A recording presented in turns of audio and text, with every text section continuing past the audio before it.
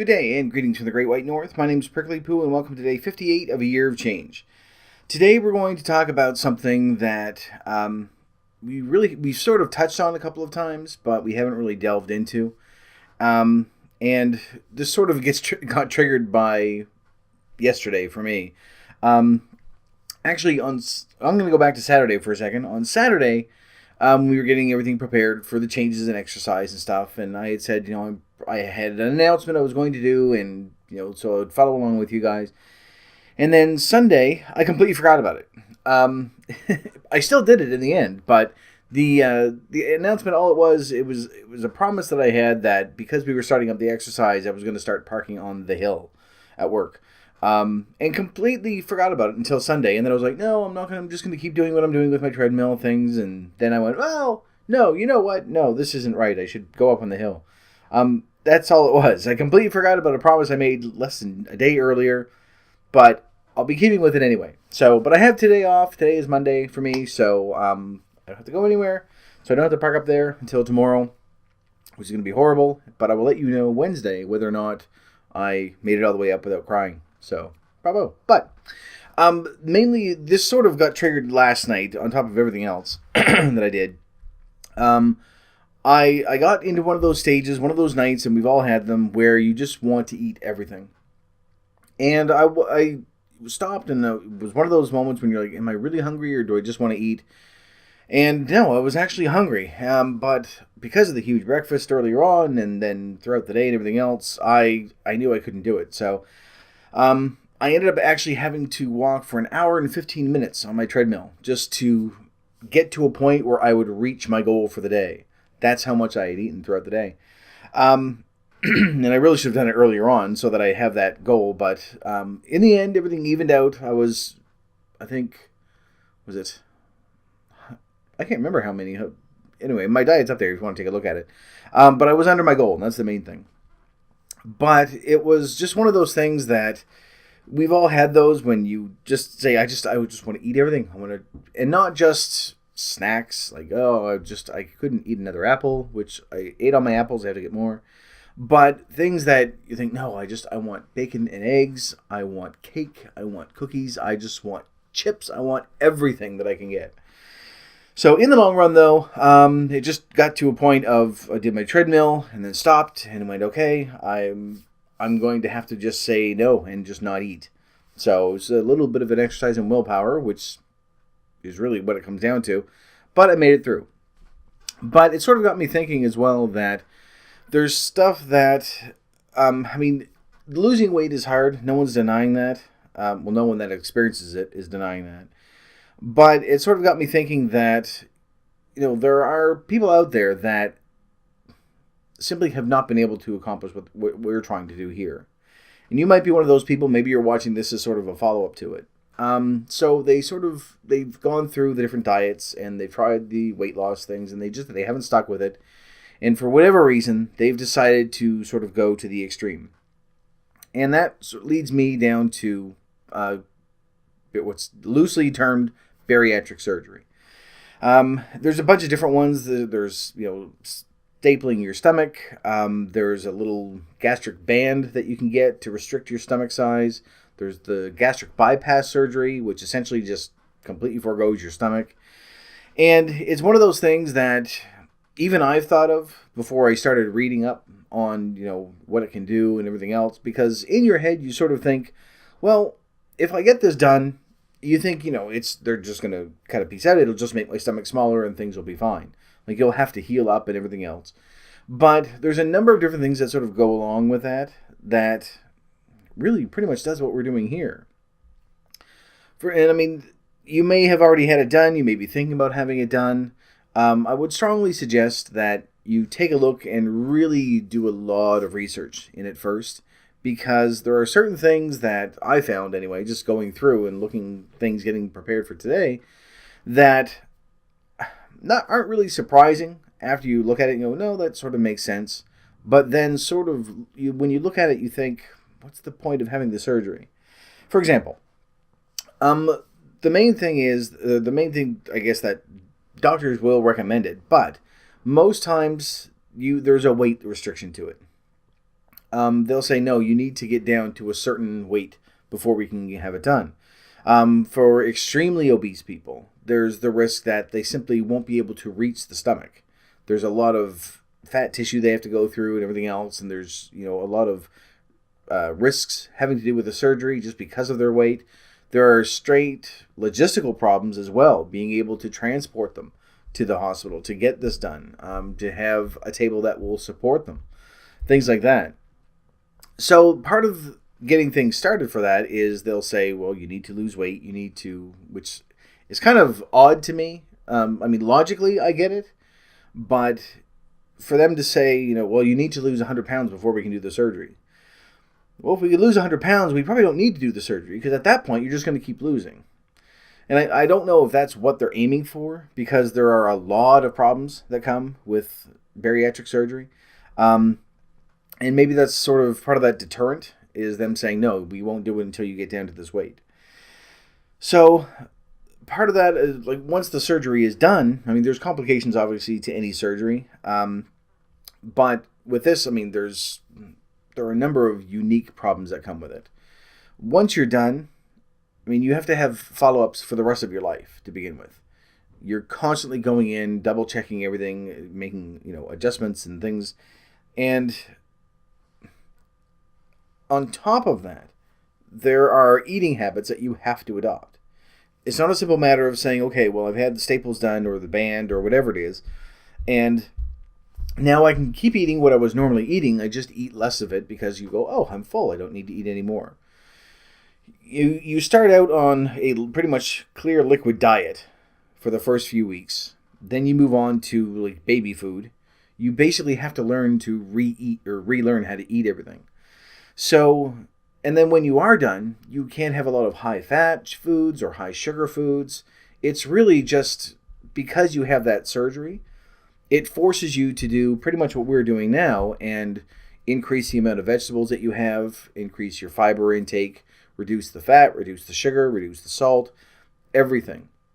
On top of that, in order to maintain what you're trying to do, they will put you on an exercise program.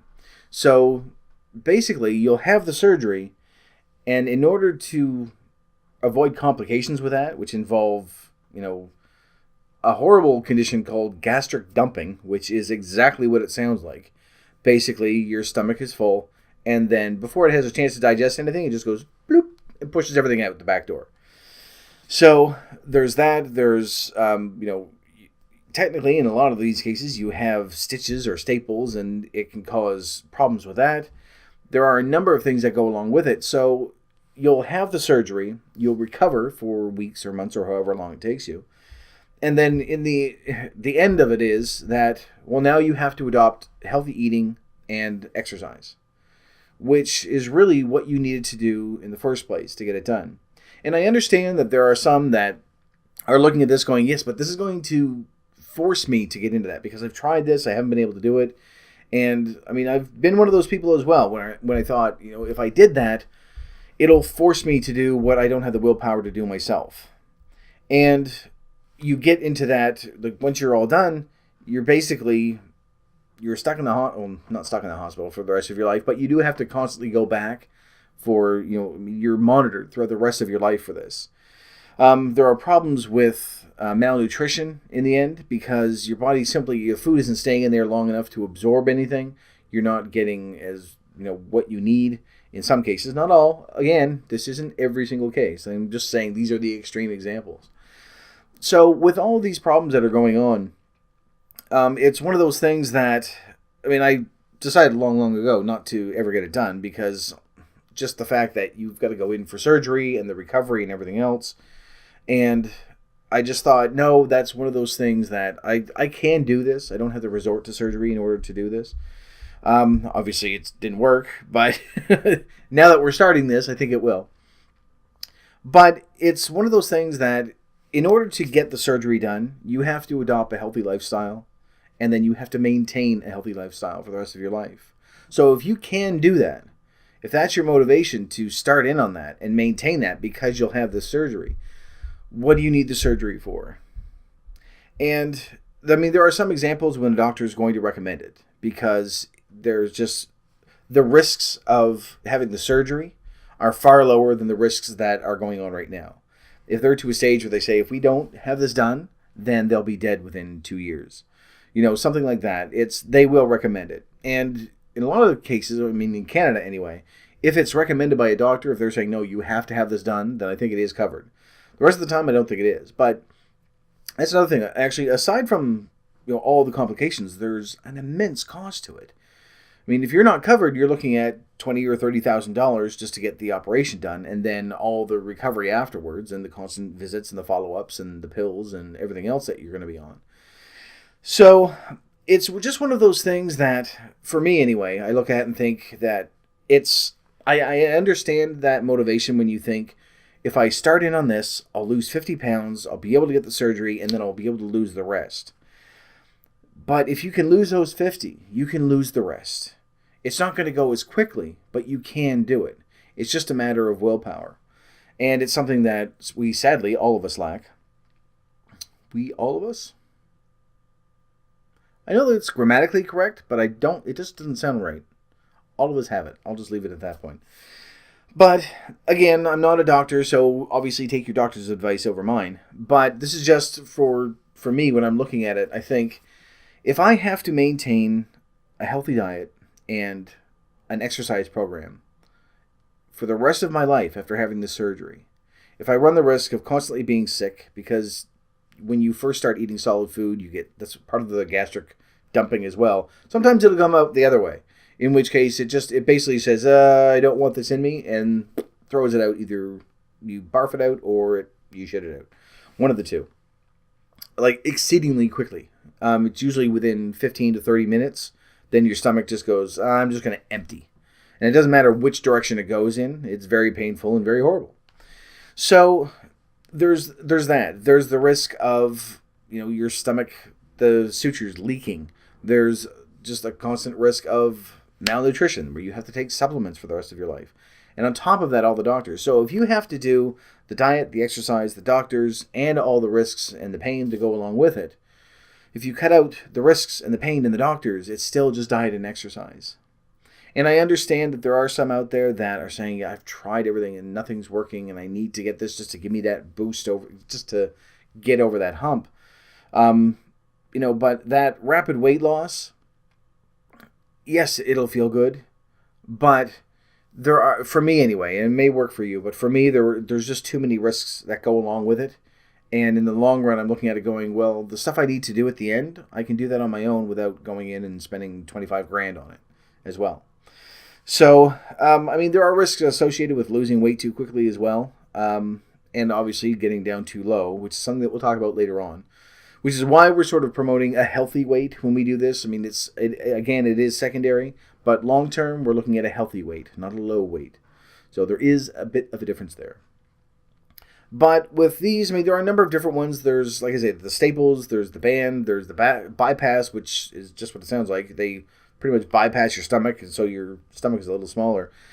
But it isn't a guarantee. And there are some people, and I'm pretty sure it's in the minority, but there are some people that do end up, once they get accustomed to that, they do end up regaining some of the weight back. Because your stomach will distend. It will grow. It'll stretch. Obviously, we know this because our stomachs are huge. And just having part of it squeezed off or bypassed isn't going to change your eating habit. And it's once you start getting accustomed to how you're eating and things like that, there are some people that will return to their previous eating habits. Now, they never actually gain all the way back to where they normally were, I don't think, because generally speaking, these are extreme circumstances when they're like 3 or 4 or 5 or 600 pounds.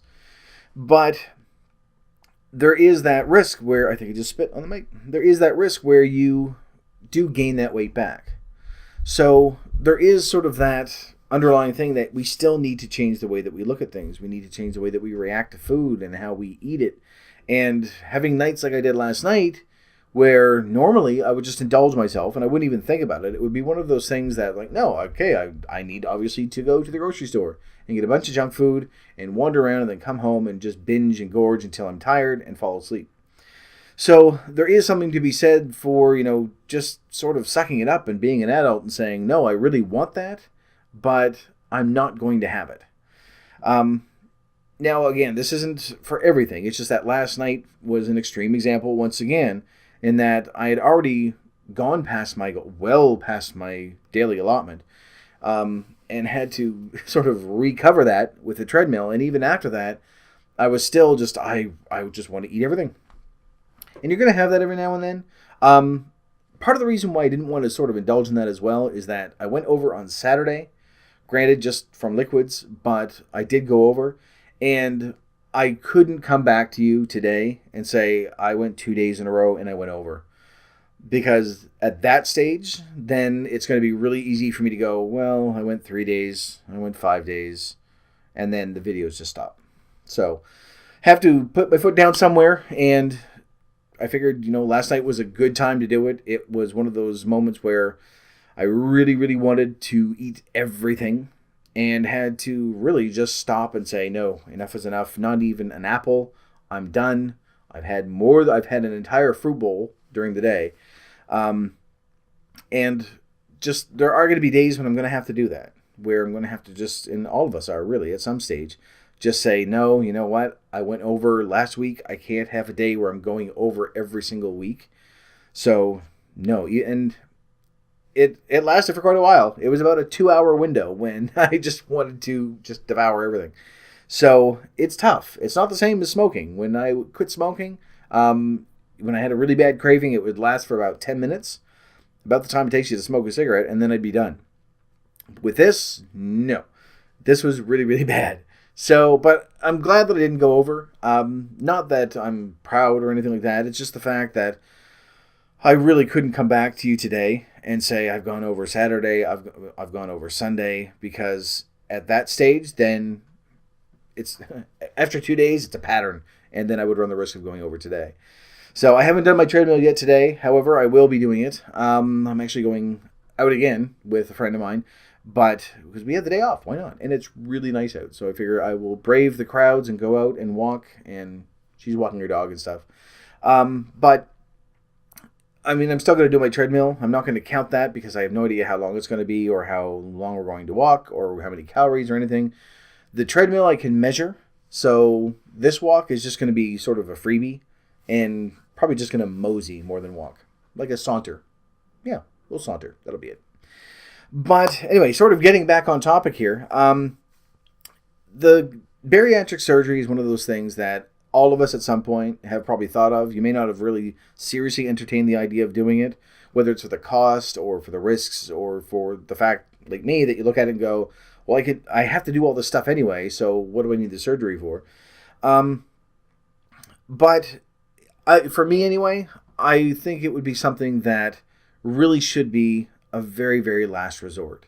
If you're in one of those situations where you can't exercise because of the weight, where you have sort of lowered the amount of food that you're eating and your doctors are saying it's not enough and you can't starve yourself because you'll be malnourished, that's unhealthy as well. You can't just automatically go on a starvation diet. So if it's something that a doctor is recommending, listen to them. They have gone to school longer than many of us have even been alive. So they go to school that long and learn these things for a reason. I'm not one of those people that's like, oh, doctors don't know anything. No, do this. And it's holistic medicine and all the other bullshit. We've talked about that before. So take your doctor's advice. That's why they are doctors. That's why they are paid an incredible amount of an incredible amount of money. And this is why we go to them for advice. You would go to your banker for financial advice. So go to your doctor for medical advice. And if they're saying, yes, this is the only option that you have now because you don't have enough time in your life left to lose the weight and still be healthy, then of course, listen to them. However, if they're saying, well, you have this option, you have that option, I would suggest that if you can avoid getting cut open and having all this stuff done, why not do it? If you still have to change your eating habits and adopt an exercise regime before and after, then why not do it? because, again, the only addition that you're doing is having the surgery. And again, I see that it is that some of us, myself included, look at that as, but this is going to give me that push to get over the hump, to get to where I need to be. But where you've been watching this for 58 days now, then that first big block of time, I mean, you've pretty much gotten over the hump. And although you're not progressing as much as you may want to, you are progressing. If you're following everything that we've been doing, and I mean, at the very least, you've added more vegetables to your diet, you've added water to your diet, which is going to be helping. Because we're tracking our calories, you had to make that decision as to, okay, I've got 500 calories left for the day. Do I have a 500 calorie candy bar, or do I have 500 calories worth of fruit and vegetables, which is going to fill me up a lot more? And I know that's not exactly healthy to go, well, I want to be full, so I'll eat all that. It's still better than just having the candy bar. So you have made those decisions. You've already started in on this. So, I mean, there is a way to get through this where you don't have to rely on having that. It's sort of the same thing as liposuction. A liposuction I can understand as well, where people say, well, it'll just to give me a boost to get rid of like an extra 20 or 30 pounds of fat cells so that I can get to a stage where I go, okay, now I can move a little bit easier. I can start exercising and things like that. We can do that. I mean, fat cells act a little differently than regular cells, and we'll do that next week. So when you lose it, it's not the same as losing muscle mass or, what's considered water weight and stuff like that. But it can be done. We've seen it. We've seen people that have lost hundreds of pounds. And whether they do it quickly or they do it slowly, they can get it done. And we've already started eating healthier. We've now started doing exercise. You should be moving while you're watching this, by the way. Not, extreme exercises yet. We're not doing weight training. We aren't marathon running. We're just moving while we're doing stuff. I'm not, because I'm sitting down. But I do move throughout the day, so it doesn't count. So it's okay. Anyway, this has gone on for far too long, because now if you are moving around, you're like, this is now 20 minutes. Come on. Like, you've done 15 or 20 minutes a day. I'm not going to keep this going for half an hour. So, in short, it's just something to sort of think about, something to discuss once again. Where it's the beginning of our week, I'd like to have these topics where we can do that. And for me anyway, it's just one of those things that I think I can do the stuff that I need to do before and after, that we're going to be forced into it. I don't want to have that added pressure of having the doctor visits for the rest of my life, having risks from the surgery itself, the recovery, the working towards everything else. It's, for me, because I'm lazy, I think I just spit again. I'm lazy, so it's much easier for me to skip all that middle section and just start at the beginning and do what we're doing now. And again, you are making progress. And hopefully after 2 months now, you're starting to see that, whether it's how you feel or, how you're, even if it's just a matter of that you're sleeping better because you're not piling in all the food just before you go to bed. Little changes like that, it is going to make a big difference. And we still have another 10 months to go. We still have a lot of improvement. And honestly, we have a lot of weight to go as well. For me anyway. Some of you may not have as much. So, but for those of you that do, keep at it. We are going to get what we need. We're going to get down to a healthy weight, not a low weight. Being underweight is not as healthy as, or is as unhealthy as being overweight, which is another topic we'll talk about later on. But we are getting there. So I'm going to stop this video now, because otherwise I'm just going to keep on repeating the same stuff I've done, and some of you may still be getting tired, so I'm going to leave this here. So thank you very much for watching this video. If you liked it, please poke the like button for me. In the meantime, keep yourself warm and fuzzy, and I will see you in the next video. Bye-bye.